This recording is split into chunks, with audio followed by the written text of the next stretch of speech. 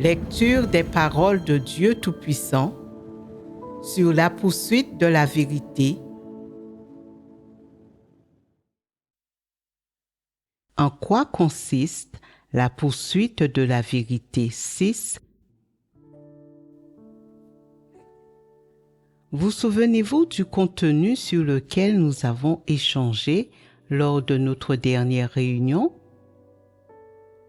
Dieu a d'abord échangé sur les différences entre ce que les gens considèrent comme de bons comportements et vivre une humanité normale comme il l'exige.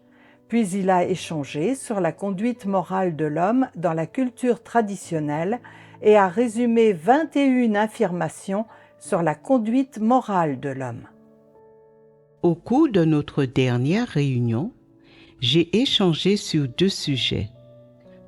Tout d'abord, j'ai prolongé l'échange sur le sujet de la bonne conduite, puis j'ai fait une brève et simple introduction sur le caractère, la conduite et la vertu de l'homme, sans entrer dans les détails. Nous avons déjà échangé plusieurs fois sur ce que signifie poursuivre la vérité et j'ai fini d'échanger sur tous les bons comportements liés à la recherche de la vérité qui devaient être exposés et analysés. La dernière fois, j'ai également échangé un peu sur certains sujets fondamentaux concernant la conduite morale de l'homme. Bien que nous n'ayons pas fourni de révélations ni de dissection détaillée concernant ces déclarations sur la conduite morale, nous avons énuméré un certain nombre d'exemples d'affirmations diverses sur la conduite morale de l'homme, 21 pour être exact. Ces 21 exemples sont essentiellement les diverses déclarations que la culture traditionnelle chinoise inculque aux gens qui sont dominés par les idées de bienveillance, de justice, de bienséance, de sagesse et de fiabilité.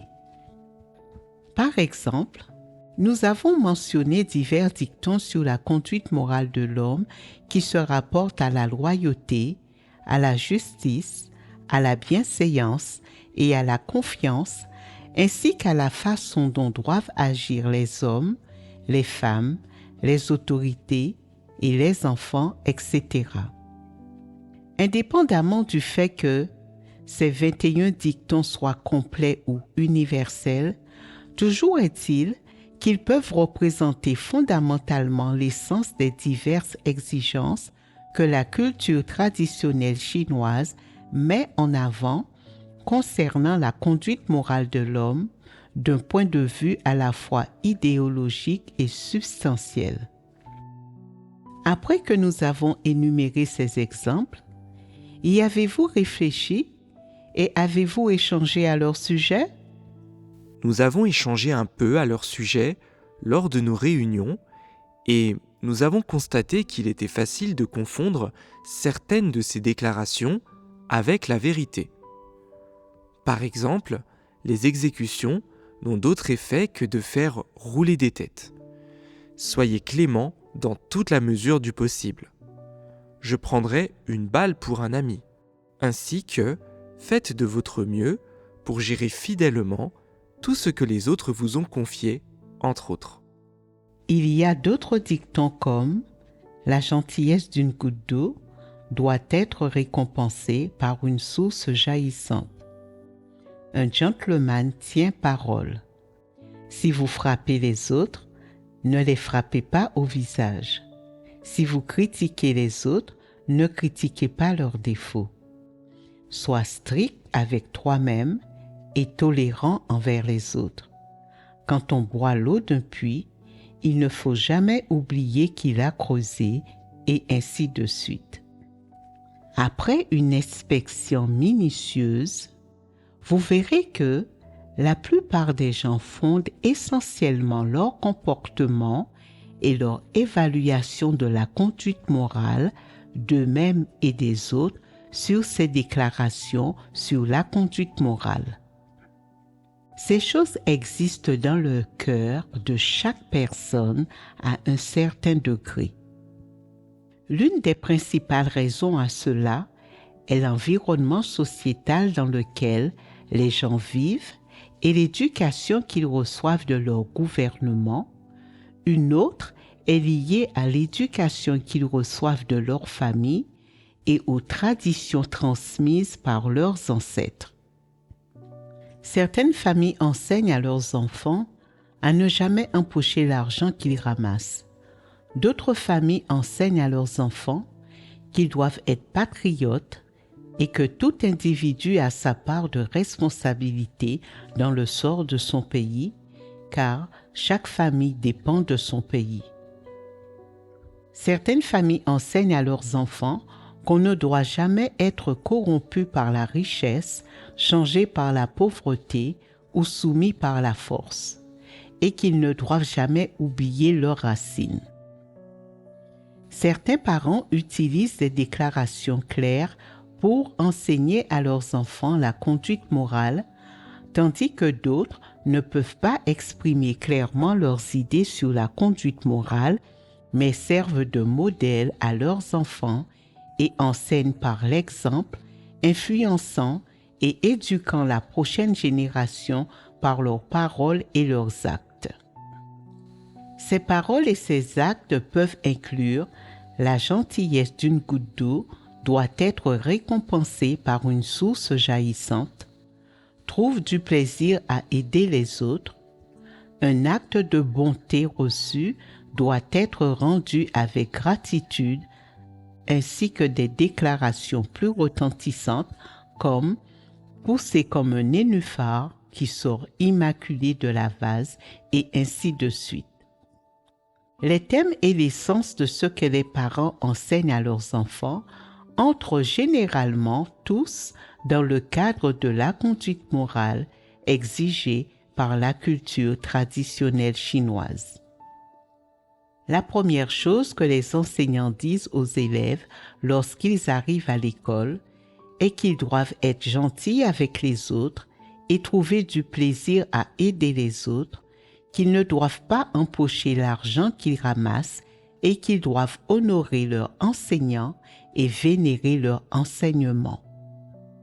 Lorsque les élèves apprennent la prose chinoise ancienne ou les biographies de héros de l'Antiquité, on leur enseigne « Je prendrai une balle pour un ami ».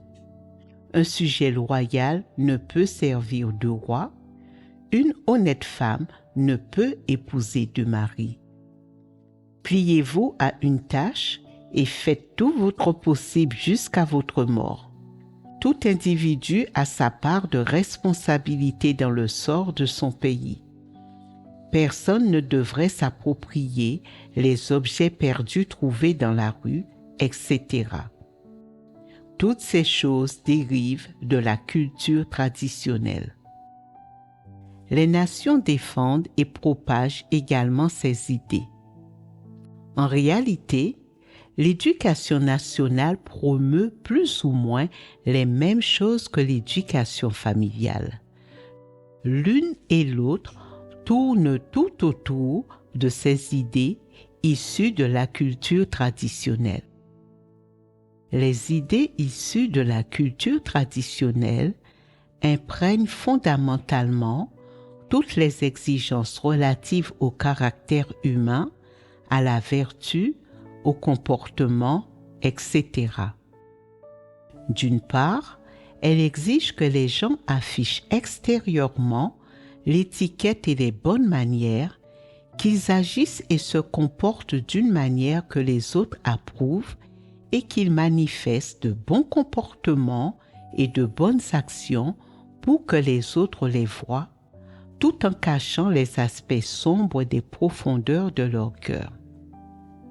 À un autre égard, elles élèvent les attitudes, les comportements et les actions qui se rapportent à la façon dont on se conduit, dont on aborde les gens et dont on gère les choses, dont on traite ses amis et sa famille, et dont on aborde divers types de personnes et de choses, au niveau de la conduite morale, obtenant ainsi les éloges et le respect des autres. Les exigences que la culture traditionnelle impose aux gens tournent essentiellement autour de ces choses. Qu'il s'agisse des idées que les gens défendent à une plus grande échelle sociétale ou, à plus petite échelle, des réflexions sur la conduite morale que les gens promeuvent et défendent au sein des familles et des exigences qui sont présentées aux gens en ce qui concerne leur comportement, elles relèvent toutes essentiellement de ce champ d'application. Ainsi, parmi les gens, qu'il s'agisse de la culture traditionnelle chinoise ou des cultures traditionnelles d'autres pays, y compris les cultures occidentales, ces idées sur la conduite morale correspondent toutes à des choses que les gens peuvent réaliser et imaginer. Ce sont des choses que les gens peuvent faire sur la base de leur conscience et de leur raison. À tout le moins, certaines personnes peuvent se conformer en partie à la conduite morale qui leur est demandée. Ces exigences sont simplement limitées à la portée du caractère moral, de la personnalité et des préférences des gens. Si vous ne me croyez pas, je vous encourage à y regarder de plus près et à voir lesquelles de ces exigences relatives à la conduite morale des gens s'adressent à leur tempérament corrompu. Lesquelles ont trait au fait que les gens sont dégoûtés de la vérité, n'aiment pas la vérité et résistent à Dieu dans leur essence même. Laquelle de ces exigences a quelque chose à voir avec la vérité? Laquelle de ces exigences peut s'élever au niveau de la vérité? Quelle que soit la manière dont on considère ces demandes, aucune d'entre elles ne peut s'élever au niveau de la vérité. Aucune n'a quoi que ce soit à voir avec la vérité, aucune n'a le moins de rapport avec elle. Jusqu'à présent, ceux qui croient en Dieu depuis longtemps, qui ont une certaine expérience et qui comprennent un peu la vérité, n'ont qu'un minimum de compréhension véritable de cette question. Mais la plupart des gens ne comprennent encore que les doctrines et sont d'accord avec cette idée en théorie, tout en ne parvenant pas à atteindre le niveau de compréhension véritable de la vérité. Pourquoi cela? C'est parce que la plupart des gens ne comprennent que ces aspects de la culture traditionnelle ne s'accordent pas avec la vérité et ne sont pas liés à la vérité qu'en comparant ces règles de la culture traditionnelle aux paroles et aux exigences de Dieu. Verbalement, ils pourraient reconnaître entièrement que ces choses n'ont rien à voir avec la vérité, mais au fond de leur cœur, ce à quoi ils aspirent, ce qu'ils approuvent, préfèrent et acceptent facilement, ce sont essentiellement ces idées issues de la culture traditionnelle de l'humanité, dont certaines sont des choses que leur pays prône et promeut. Les gens les considèrent comme des choses positives ou les traitent comme la vérité. N'est-ce pas le cas? Comme vous pouvez le voir, ces aspects de la culture traditionnelle se sont profondément enracinés dans le cœur de l'homme et ils ne peuvent être éradiqués et déracinés en peu de temps. Alors que les 21 exigences concernant la conduite morale de l'homme que nous avons énumérées ne sont qu'une partie de la culture traditionnelle chinoise, dans une certaine mesure, elles peuvent être considérées comme représentatives de toutes les exigences que la culture traditionnelle chinoise a mises en avant concernant la conduite morale de l'homme. Chacune de ces 21 déclarations est considérée par les hommes comme une chose positive, noble et correcte, et les gens croient que ces déclarations leur permettent de vivre dignement et qu'elles constituent une sorte de conduite morale digne d'admiration et estime. Nous laisserons de côté pour l'instant les dictons relativement superficiels comme ne pas empocher l'argent que l'on ramasse ou trouver du plaisir à aider les autres, et nous parlerons plutôt de la conduite morale que l'homme tient particulièrement en haute estime et qu'il croit noble. Par exemple, prenons ce dicton. On ne doit jamais être corrompu par la richesse, changé par la pauvreté ou soumis par la force. La façon la plus simple de résumer le sens de cette déclaration est qu'il ne faut pas oublier ses racines. Si une personne possède cette conduite morale, alors tout le monde pensera qu'elle a une très noble personnalité et qu'elle a vraiment poussé comme un nénuphar qui sort immaculé de la vase. Les gens tiennent cela en très haute estime. Le fait que les gens tiennent cela en haute estime signifie qu'ils approuvent et sont vraiment d'accord avec ce genre de déclaration. Et bien sûr, ils admirent aussi beaucoup ceux qui peuvent mener à bien cette conduite morale. Il y a beaucoup de gens qui croient en Dieu, mais qui approuvent toujours véritablement ces choses qui sont promues par la culture traditionnelle et ils sont disposés à mettre ces bons comportements en pratique. Ces gens ne comprennent pas la vérité. Ils pensent que croire en Dieu signifie être une bonne personne, aider les autres, trouver du plaisir à aider les autres, ne jamais tromper les autres, ni leur nuire, ne pas poursuivre les choses du monde et ne pas être avide de richesse ni de plaisir. Dans leur cœur, ils sont tous d'accord pour trouver juste l'affirmation « On ne doit jamais être corrompu par la richesse, changé par la pauvreté ou soumis par la force. » Certains diront « Si avant d'arriver à croire en Dieu, quelqu'un respecte déjà une conduite morale du genre, on ne doit jamais être corrompu par la richesse, changé par la pauvreté ou soumis par la force. S'il s'agit d'une personne grande et bonne qui n'oublie pas ses racines, alors, après avoir rejoint la foi, il pourra rapidement atteindre la joie de Dieu.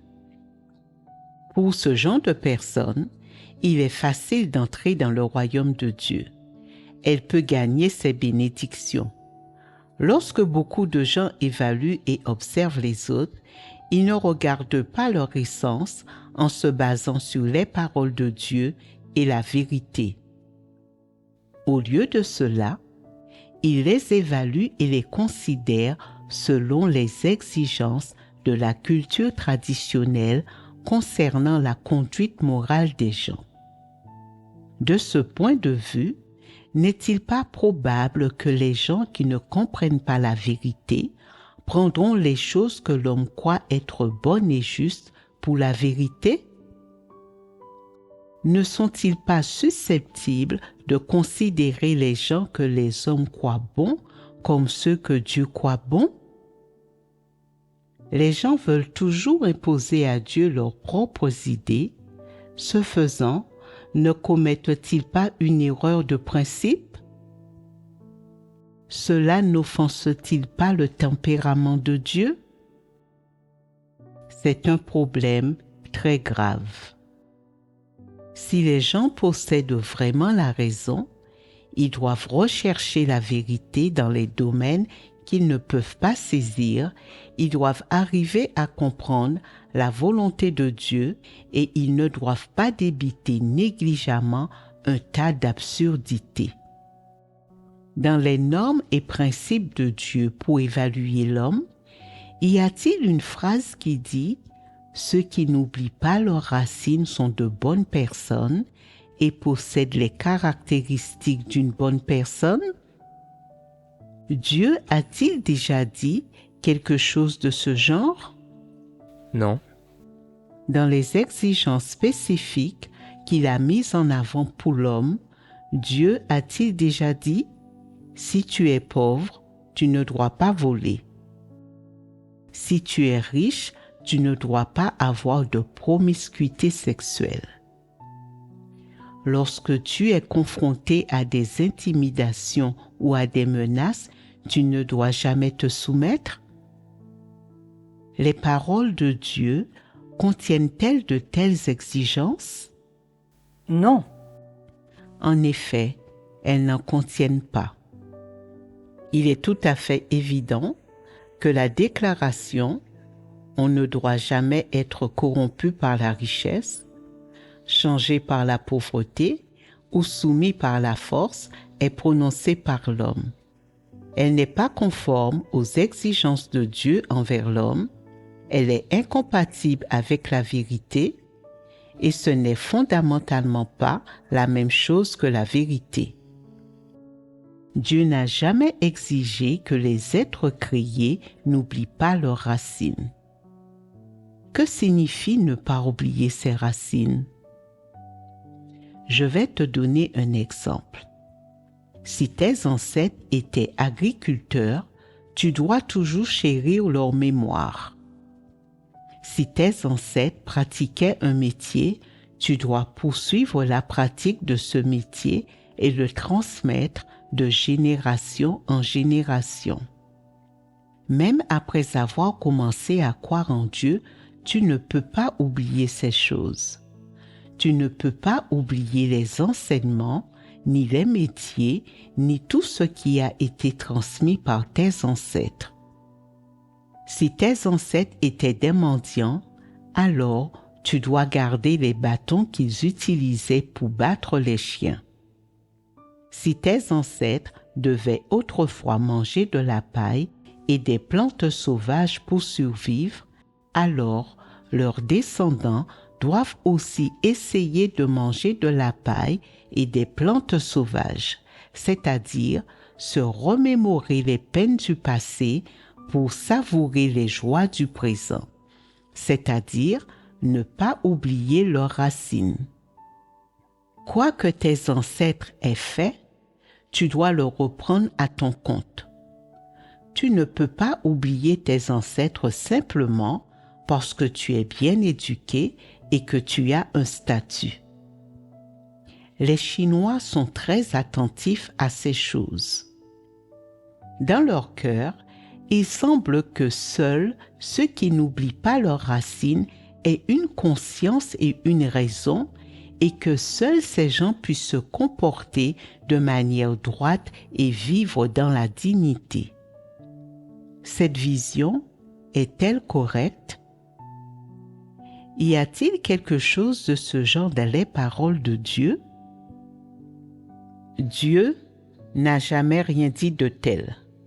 À partir de cet exemple, nous pouvons voir que, bien qu'un domaine de la vertu puisse être tenu en haute estime et que l'homme y aspire, et bien qu'il puisse ressembler à une chose positive, quelque chose qui peut réguler la conduite morale de l'homme et empêcher les gens de suivre le chemin du mal et de la dépravation, eh bien, qu'il soit diffusé parmi les gens et accepté par tous comme une chose positive, si tu le compares aux paroles de Dieu et à la vérité, tu verras que ces affirmations et pensées issues de la culture traditionnelle sont tout à fait absurdes. Tu verras qu'elles ne valent tout simplement pas la peine d'être mentionnées, qu'elles n'ont même pas le moindre rapport avec la vérité et qu'elles sont encore plus éloignées des exigences et de la volonté de Dieu. En défendant ces idées et points de vue, et en proposant diverses déclarations concernant la conduite morale de l'homme, les gens ne font rien de plus que d'utiliser certaines choses qui transcendent le domaine de la pensée humaine pour faire semblant d'être originaux et nouveaux, pour afficher leur grandeur et leur justesse et pour qu'on les vénère. Que ce soit en Orient ou en Occident, les gens pensent fondamentalement tous la même chose.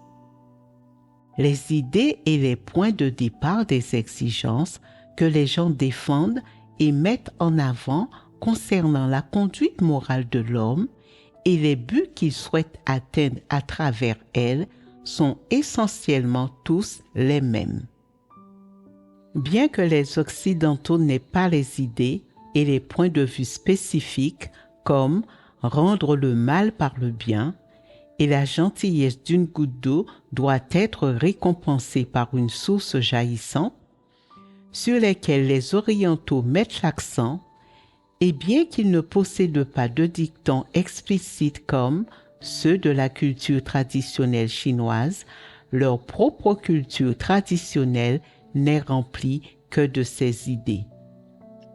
Bien que les choses sur lesquelles nous échangeons et dont nous parlons appartiennent à la culture traditionnelle chinoise, dans une certaine mesure et fondamentalement, ces affirmations et exigences sur la conduite morale représentent les idées dominantes de toute l'humanité corrompue.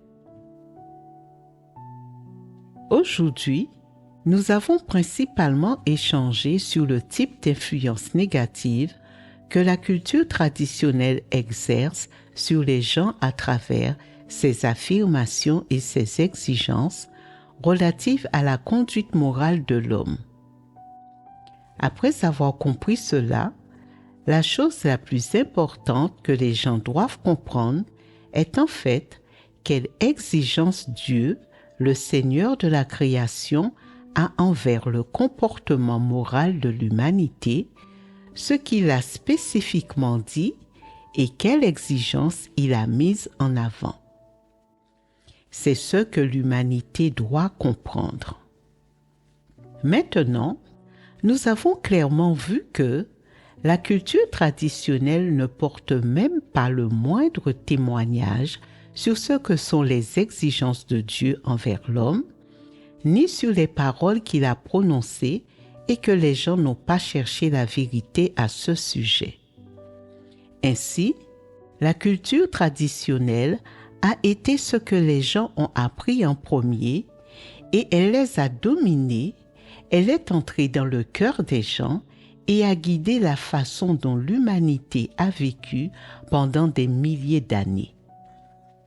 C'est la principale manière dont Satan a corrompu l'humanité.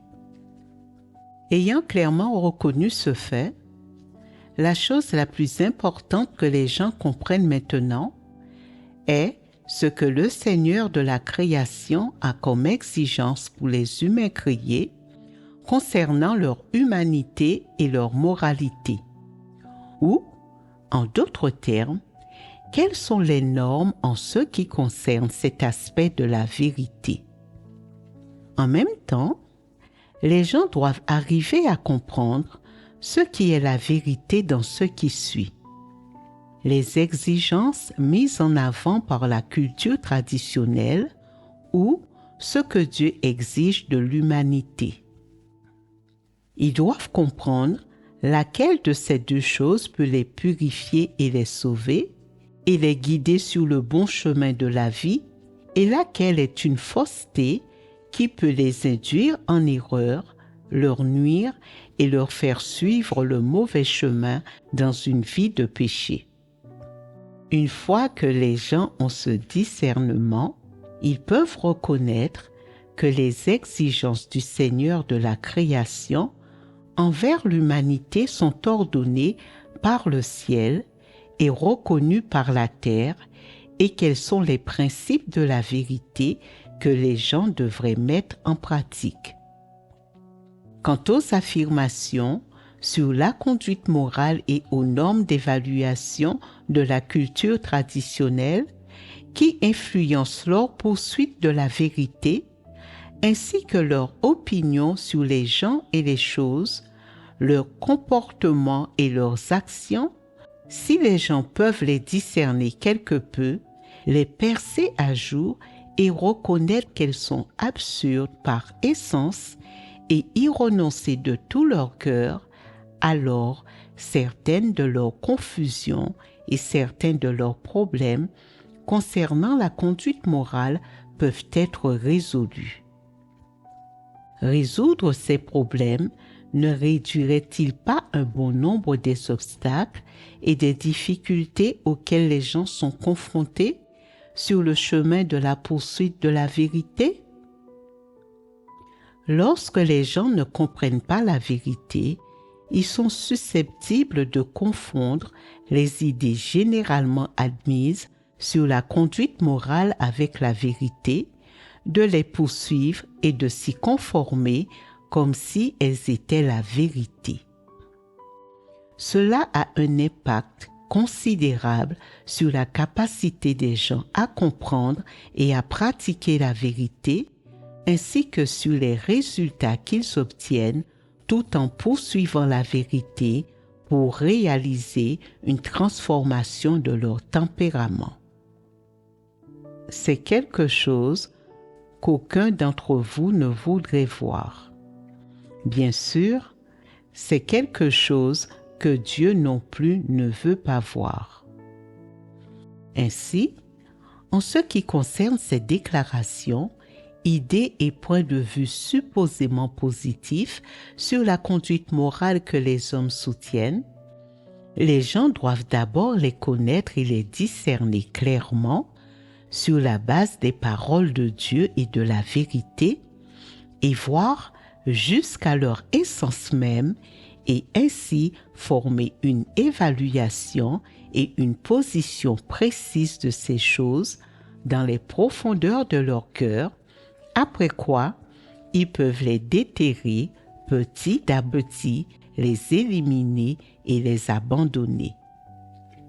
À l'avenir, chaque fois que les gens verront ces déclarations supposées positives entrer en conflit avec la vérité, ils devraient d'abord choisir la vérité et non les déclarations considérées comme positives selon les notions humaines, car ces déclarations supposées positives ne sont que les opinions de l'homme et ne sont pas en accord avec la vérité.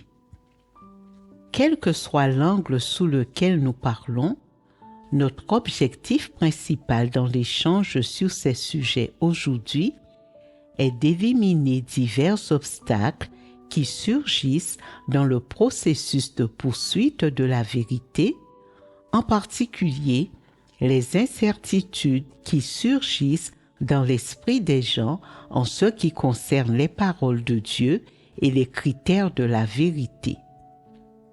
Ces incertitudes signifient que lorsque tu acceptes et pratiques la vérité, tu ne peux pas dire quelles choses sont les paroles sur la conduite morale que l'humanité préconise, quelles sont les exigences de Dieu envers l'humanité et lesquels sont les vrais principes et critères.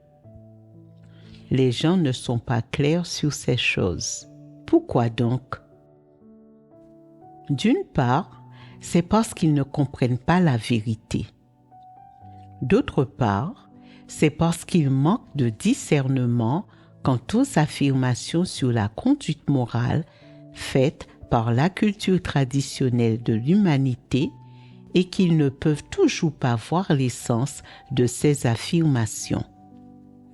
En fin de compte, dans un état d'esprit confus, tu détermineras que les choses que tu as apprises en premier et qui sont ancrées dans ton esprit sont correctes. Tu détermineras que les choses que tout le monde reconnaît généralement comme étant justes sont correctes. Et puis, tu choisiras ces choses que tu aimes, que tu peux réaliser et qui correspondent à tes goûts et à tes notions. Et puis, tu aborderas ces choses, tu t'y accrocheras et tu y adhéreras comme si elles étaient la vérité. Et en conséquence, le comportement et la conduite des gens, ainsi que ceux qu'ils poursuivent, ce qu'ils choisissent et ce à quoi ils s'accrochent, tout cela sera totalement sans lien avec la vérité. Tout cela fait partie de comportements humains et de démonstrations humaines de moralité qui sortent du cadre de la vérité. Les gens abordent ces aspects de la culture traditionnelle et s'y accrochent comme s'ils étaient la vérité, tout en écartant et en ignorant les vérités sur les exigences de Dieu concernant le comportement de l'homme. Indépendamment du nombre de comportements perçus par l'homme comme étant bons qu'une personne possède, elle n'obtiendra jamais l'approbation de Dieu. C'est ainsi que les gens gaspillent beaucoup d'efforts sur des choses qui sortent du champ de la vérité. De plus, en traitant comme la vérité ces choses qui dérivent de l'homme et qui ne s'accordent pas avec la vérité, les gens se sont déjà égarés. Ils ont d'abord appris ces aspects de la culture traditionnelle et ils sont donc dominés par eux. Ces choses donnent lieu à toutes sortes d'idées fallacieuses en eux et elles causent de grandes difficultés et de grandes perturbations aux gens lorsqu'ils tentent de comprendre et de pratiquer la vérité. Les gens croient tous que s'ils possèdent des comportements vertueux, Dieu les approuvera et qu'ils seront qualifiés pour recevoir ses bénédictions et sa promesse, mais peuvent-ils accepter le jugement et le châtiment de Dieu lorsqu'ils nourrissent cette vision et cet état d'esprit? Quel obstacle une telle mentalité pose-t-elle à la purification et au salut des gens? Ces imaginations et ces notions ne conduiront-elles pas les gens à mal comprendre Dieu, à se rebeller contre lui et à lui résister? N'en seront-ce pas les conséquences? Si. J'ai plus ou moins exprimé la signification de l'échange sur ce sujet, c'est l'idée générale. Ensuite, nous allons disséquer et analyser un par un les différents dictons de la culture traditionnelle chinoise sur la conduite morale, puis nous tirerons une conclusion à leur sujet. De cette façon, tout le monde aura une confirmation et une réponse de base à leur sujet et tout le monde aura, à tout le moins, une compréhension et une vision relativement précise de ces dictons. Commençons par le premier dicton. N'empoche pas l'argent que tu ramasses. Quelle serait une explication exacte de cette maxime? Si tu ramasses quelque chose, tu ne dois pas le prendre et le revendiquer comme t'appartenant. Cela fait référence à une sorte de bonne moralité et de coutume sociale. Est-ce facile à réaliser? Pour la plupart des gens, c'est facile à réaliser. Si tu ramasses quelque chose, alors, de quoi qu'il s'agisse, tu ne dois pas le garder pour toi, car cela appartient à quelqu'un d'autre. Tu ne mérites pas de l'avoir et tu dois le rendre à son propriétaire légitime. Si tu ne trouves pas son propriétaire légitime, tu dois le remettre aux autorités. En aucun cas, tu ne dois le prendre pour toi. Tout cela dans l'esprit de ne pas convoiter les biens des autres et de ne pas profiter des autres. C'est une exigence imposée au comportement moral de l'homme. Dans quel but ce genre d'exigence est-elle placée sur le comportement moral des gens? Lorsque les gens possèdent ce genre de conduite morale, cela a un impact favorable et positif sur le climat social. Le but, en imprégnant les gens de telles idées, est de les empêcher de profiter des autres et qu'ainsi leur propre bonne conduite morale soit maintenue. Si chaque personne possède ce genre de bonne conduite morale, le climat social s'améliorera et il atteindra un stade où personne ne s'approprie les objets perdus trouvés dans la rue et personne n'a plus besoin de verrouiller ses portes la nuit. Avec ce genre de climat social, l'ordre public s'améliorera et les gens pourront vivre plus sereinement. Il y aura moins de vols et moins de cambriolages et moins de bagarres et de meurtres par vengeance. Les personnes vivant dans ce type de société éprouveront un sentiment de sécurité et un plus grand bien-être général. N'empoche pas l'argent que tu ramasses est une exigence mise en avant concernant la conduite morale des personnes au sein de la société et des environnements de vie. Cette assertion a pour but de protéger le climat social et le cadre de vie des personnes. Est-ce facile à réaliser? Indépendamment du fait que les gens puissent y parvenir ou non, ceux qui ont avancé cette idée et cette exigence concernant la conduite morale de l'homme visaient à réaliser l'environnement social et de vie idéal auquel les gens aspirent. N'empoche pas l'argent que tu ramasses, cela n'a rien à voir avec les critères du comportement de l'homme. C'est simplement une exigence placée sur la conduite morale des gens chaque fois qu'ils ramassent quelque chose. Cela a peu de rapport avec l'essence de l'homme.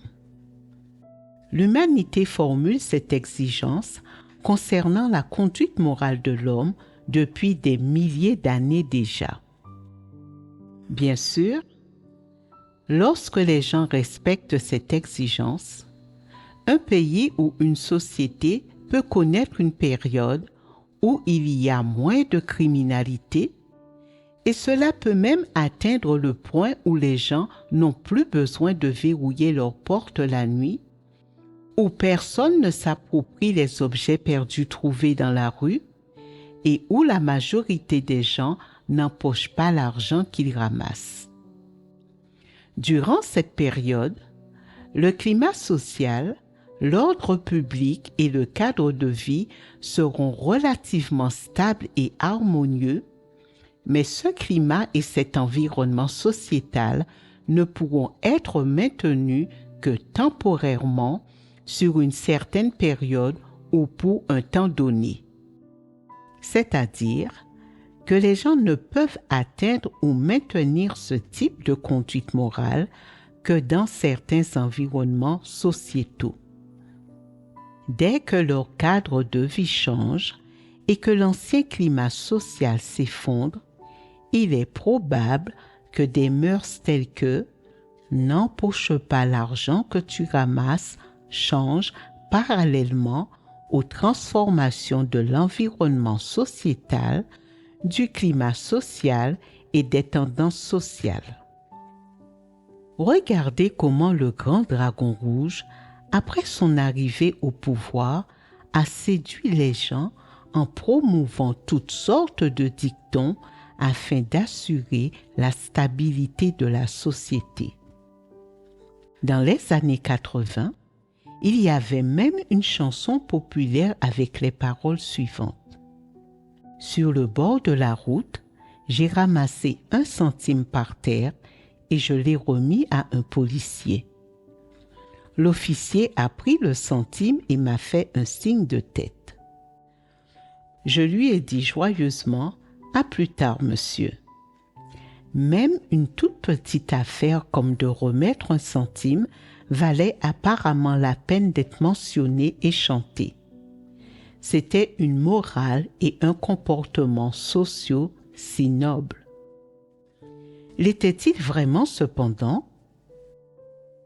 Les gens peuvent remettre à un policier 1 centime qu'ils ont trouvé, mais lui remettraient-ils 100 yuan ou 1000 yuan? C'est difficile à dire. Si une personne repérait de l'or, de l'argent, des choses précieuses ou quelque chose d'encore plus précieux, elle ne pourrait pas contrôler sa cupidité, son monstre intérieur se déchaînerait et elle serait capable de blesser des gens et de leur nuire et d'en attraper et piéger d'autres. Elle serait capable de voler activement l'argent de quelqu'un et même de le tuer. À ce moment, que resterait-il de la belle culture traditionnelle et de la morale traditionnelle de l'homme? Où serait alors le critère moral « n'empoche pas l'argent que tu ramasses » ? Qu'est-ce que cela nous montre? Indépendamment du fait que les gens possèdent ou non cet esprit et cette conduite morale, cette exigence et ce dicton sont simplement quelque chose que les gens imaginent, désirent et souhaitent pouvoir réaliser et atteindre.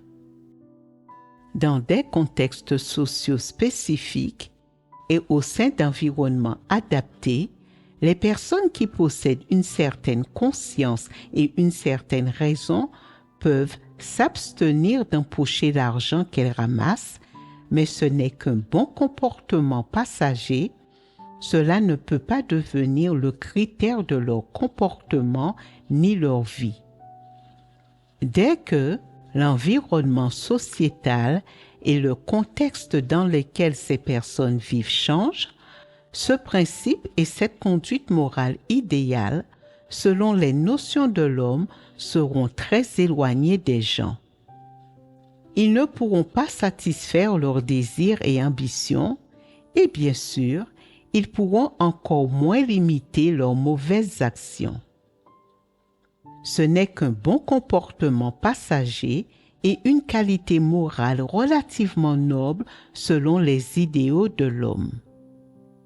Lorsqu'elle entre en conflit avec la réalité, l'intérêt personnel et les idéaux des gens, ce type de morale ne peut pas restreindre le comportement des gens ni guider leur comportement et leurs pensées.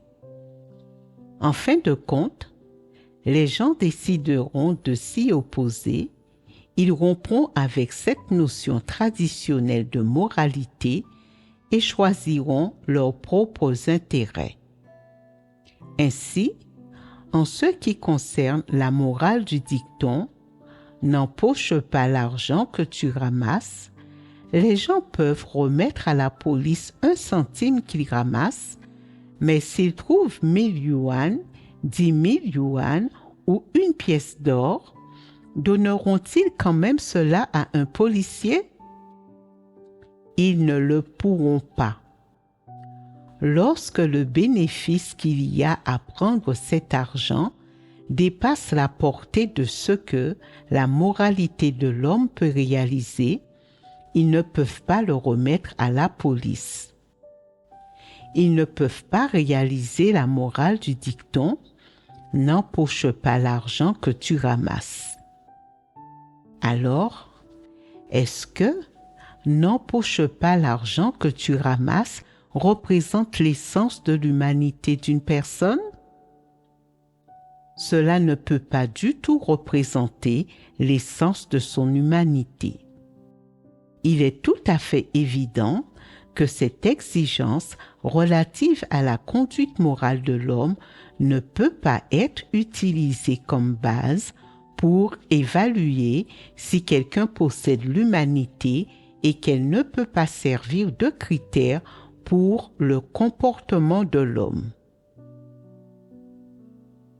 Est-ce que regarder d'abord si une personne empoche l'argent qu'elle ramasse serait un moyen précis d'évaluer sa moralité et son caractère? Non, Pourquoi pas? les gens sont incapables de vraiment respecter cette exigence. S'ils trouvent une petite somme d'argent ou quelque chose de peu de valeur, ils pourront le remettre. Mais si c'est quelque chose de précieux, ils seront moins susceptibles de le faire. Si c'est un objet très précieux, ils seront encore moins enclins à le donner. Ils pourraient même le garder à tout prix. Tu veux dire que n'empoche pas l'argent que tu ramasses ne peut pas servir de critère pour évaluer l'humanité des gens parce que les gens sont incapables de réussir cela. Donc, si les gens pouvaient respecter cette exigence, cela compterait-il comme un critère d'évaluation de leur humanité? Non, ce ne serait pas le cas. Pourquoi cela ne compterait-il pas comme critère d'évaluation de l'humanité des gens, même si les gens pouvaient s'y conformer? La capacité ou l'absence de capacité de quelqu'un à respecter l'exigence « n'empoche pas l'argent que tu ramasses » ne reflète pas vraiment la qualité de son humanité. Cela n'a rien à voir avec la qualité de son humanité et ce n'est pas un critère pour évaluer l'humanité des gens. C'est une façon de comprendre la question. Il y a peu de rapport entre le fait qu'une personne n'empoche pas l'argent qu'elle ramasse et la qualité de son humanité. Donc, si vous rencontrez quelqu'un qui est vraiment capable de ne pas empocher l'argent qu'il ramasse, comment allez-vous le voir? Pouvez-vous le considérer comme une personne qui possède de l'humanité, une personne honnête et quelqu'un qui se soumet à Dieu? Pouvez-vous classer le fait de ne pas empocher l'argent que l'on ramasse comme une norme pour posséder de l'humanité? Nous devons échanger sur cette question. Qui en parlera? La capacité de quelqu'un à ne pas empocher l'argent qu'il ramasse n'est pas pertinente pour définir l'essence de l'humanité de cette personne. Son essence est évaluée selon la vérité. Quoi d'autre?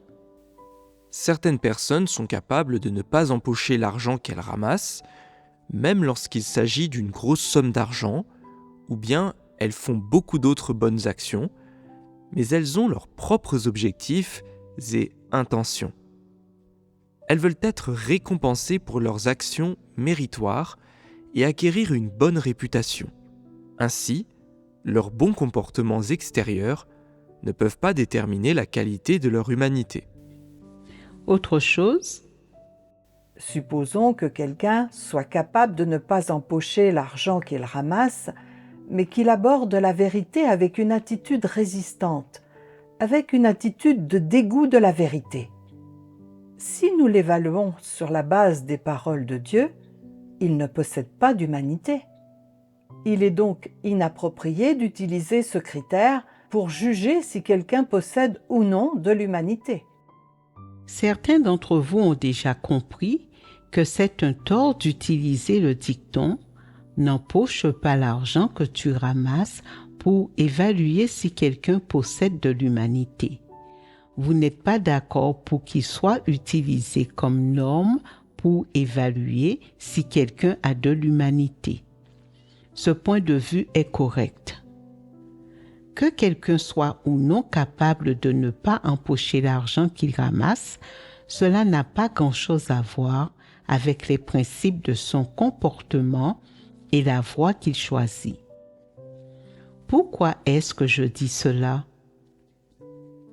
Tout d'abord, lorsqu'une personne n'empoche pas l'argent qu'elle ramasse, cela ne représente qu'un comportement momentané. Il est difficile de dire si elle l'a fait parce que la chose qu'elle a ramassée était sans valeur ou parce que d'autres personnes la regardaient et qu'elle voulait gagner leur louange et leur estime.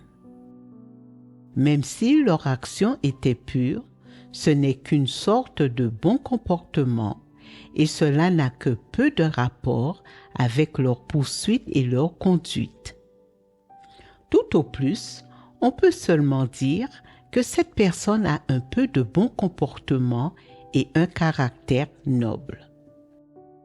Bien que ce comportement ne puisse pas être qualifié de chose négative, il ne peut pas non plus être classé comme une chose positive et une personne ne peut certainement pas être définie comme positive simplement parce qu'elle n'empoche pas l'argent qu'elle ramasse.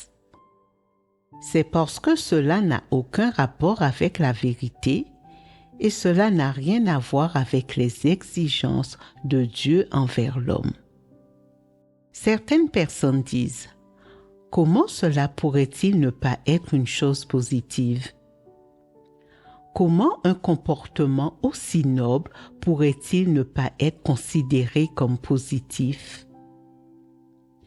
Si quelqu'un était immoral et manquait d'humanité, serait-il capable de ne pas empocher l'argent qu'il ramasse? Ce n'est pas nécessairement une façon exacte de le dire. Le diable est capable de faire quelques bonnes choses, alors dirais-tu que ce n'est pas le diable? Certains rois démons font une ou deux bonnes actions afin de se faire un nom et de consolider leur place dans l'histoire. Alors, les appellerais-tu de bonnes personnes? Tu ne peux pas déterminer si quelqu'un possède ou non de l'humanité ou si son caractère est bon ou mauvais simplement sur la base d'une bonne ou d'une mauvaise chose qu'il a faite. Pour qu'une évaluation soit précise, tu dois la baser sur sa conduite générale et sur le fait qu'il a ou non les bonnes idées et opinions. Si quelqu'un est capable de rendre un objet de grande valeur qu'il a trouvé à son propriétaire légitime, cela montre seulement qu'il n'est pas cupide et qu'il ne convoite pas les biens d'autrui. Il possède cet aspect de bonne conduite morale, mais cela a-t-il quelque chose à voir avec son comportement et son attitude envers les choses positives? Non. Il est probable que certaines personnes ne seront pas d'accord avec cela et jugeront cette affirmation un peu subjective et inexacte. Cependant, en considérant cela d'un point de vue différent, si quelqu'un perd quelque chose d'utile, ne sera-t-il pas très inquiet à ce sujet? Ainsi, pour la personne qui trouve l'objet, peu importe ce qu'elle trouve, ce n'est pas le sien, donc elle ne doit pas le garder. Qu'il s'agisse d'un objet matériel ou d'argent, qu'il soit précieux ou sans valeur, il ne lui appartient pas. N'est-il donc pas de son devoir de rendre l'objet à son propriétaire légitime? N'est-ce pas ce que les gens devraient faire? Quelle valeur y a-t-il à promouvoir cela? N'est-ce pas faire tout un plat pour rien? N'est-il pas exagéré de traiter le fait de ne pas empocher l'argent que l'on ramasse comme une sorte de noble qualité morale et de l'élever à un haut niveau spirituel? Ce bon comportement mérite-t-il même d'être mentionné au milieu de bonnes personnes? Il y a tellement de comportements meilleurs et plus nobles que celui-ci, donc ne pas empocher l'argent que l'on ramasse ne vaut pas la peine d'être mentionné. Cependant, si vous deviez vigoureusement propager et promouvoir ce bon comportement parmi les mendiants et les voleurs, ce serait approprié et cela pourrait être d'une certaine utilité. Si un pays promeut vigoureusement « n'empoche pas l'argent que tu ramasses », cela montre que les gens là-bas sont déjà très méchants, que le pays est envahi par des bandits et des voleurs et qu'il est incapable de se prémunir contre eux. Ainsi, Le seul recours des gens est de promouvoir et de propager ce genre de comportement pour résoudre le problème. En fait, ce comportement a toujours été le devoir des gens. Par exemple, si quelqu'un trouve 50 yuan dans la rue et les rend facilement à son propriétaire légitime, n'est-ce pas si insignifiant que cela ne vaut même pas la peine d'être mentionné? Y a-t-il vraiment lieu de le louer? Est-il nécessaire de faire une si grande chose avec rien, de chanter les louanges de cette personne et même de la féliciter pour sa conduite morale noble et honorable, simplement parce qu'elle a rendu de l'argent à la personne qui l'a perdu? Est-ce que rendre l'argent perdu à son propriétaire légitime n'est pas simplement la chose normale et naturelle à faire? N'est-ce pas quelque chose qu'une personne qui possède une raison normale devrait faire? Même un petit enfant qui ne comprend pas la morale sociale serait capable de faire cela, alors est-il vraiment nécessaire d'en faire tout un plat? Ce comportement est-il vraiment digne d'être élevé au niveau de la moralité de l'homme? À mon avis, il ne peut pas être élevé à ce niveau et il n'est pas digne d'éloge. C'est juste un bon comportement transitoire et cela n'a aucun rapport avec le fait d'être vraiment une bonne personne à un niveau fondamental. Ne pas empocher l'argent que l'on ramasse est une affaire très insignifiante. C'est quelque chose que toute personne normale et toute personne qui se revêt d'une peau humaine ou qui parle un langage humain devrait être capable de faire.